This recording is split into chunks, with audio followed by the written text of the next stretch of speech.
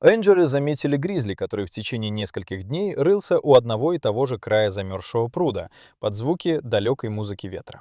Когда они отправили вниз дайвера, то, что они обнаружили, разбило им сердца. Рейнджер Моррис Ньюман заметил огромного медведя-гризли, который яростно и отчаянно царапал толстый лед озера. Несмотря на естественные инстинкты впасть в спячку в это время года, зверь игнорировал холод и истощение. Он оставался сосредоточенным на одном конкретном месте, будто что-то удерживало его там, и отказывался уходить на протяжении нескольких дней. Снег вокруг был взрыт, лед покрыт глубокими бороздами от мощных когтей, а дыхание медведицы клубами поднималось в морозный воздух. Обеспокоенный таким необычным поведением, Моррис связался по рации с биологами дикой природы. Вскоре на место прибыли специалисты с оборудованием для усыпления. Они действовали осторожно, понимая, что перед ними сильное и потенциально опасное животное, движимое отчаянием. После нескольких напряженных минут им удалось безопасно ввести транквилизатор. Огромное тело медведицы постепенно ослабло, и она медленно опустилась на снег рядом с прорубленным ею участком льда. Когда команда приблизилась, они заметили странную темную тень под замерзшей поверхностью воды. Сквозь мутный лед угадывалось нечто неподвижное. Подозревая, что подо льдом может находиться застрявшее животное или что-то еще, они вызвали команду дайверов, чтобы исследовать ледяные воды. Дайверы Марк Хеннон и Пол Мейерс надели гидрокостюмы, проверили оборудование и осторожно спустились в прорубь, которую расширили пилой. Лед вокруг потрескивал, вода казалась почти черной. Когда они начали погружение под приглушенные звуки собственного дыхания в масках, холод моментально сковал их движение. Лучи фонарей прорезали темную, мутную глубину, выхватывая из темноты медленно оседающие снежинки льда и обрывки водорослей. Опускаясь все ниже, они увидели на дне неподвижную фигуру.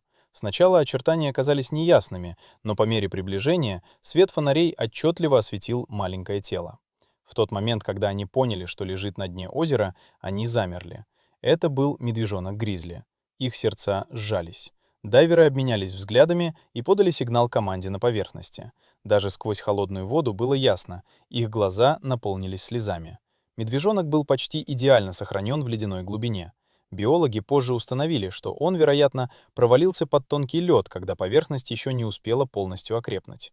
Сильное течение подо льдом и низкая температура сделали свое дело слишком быстро. Мать, очевидно, видела или слышала, как это произошло, и с тех пор отчаянно пыталась пробиться к нему, разбивая лед мощными ударами лап и морды. Она не покидала это место, словно надеялась, что сможет вернуть его. Чтобы дать матери возможность проститься, команда аккуратно подняла тело медвежонка из воды. Это была тяжелая и молчаливая работа. Они вынесли его на берег и осторожно положили на снег неподалеку от усыпленной медведицы. Все понимали, что впереди самый тяжелый момент.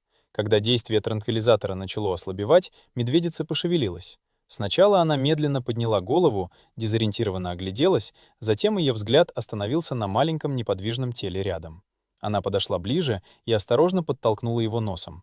От нее вырвался низкий пронзительный стон, звук, в котором смешались боль, растерянность и отчаяние. Она задержалась рядом, зарывшись носом в его шерсть в последний раз, словно пытаясь запомнить его запах. Некоторое время она просто стояла неподвижно, будто осознавая произошедшее. В ее движениях не было агрессии, только тихая, тяжелая скорбь. Наконец она медленно отвернулась от озера. Шаги были неторопливыми, усталыми. Не оглядываясь, она направилась обратно в лес, растворяясь среди заснеженных деревьев. Рейнджеры и биологи стояли в тишине, не скрывая слез. Они привыкли к суровым законам дикой природы, но в тот день стали свидетелями чего-то глубоко человеческого, безусловной материнской преданности и утраты. Долгое время никто не решался заговорить. Только ветер скользил по замерзшему озеру, заметая следы, словно сама природа пыталась мягко укрыть эту трагическую историю снегом.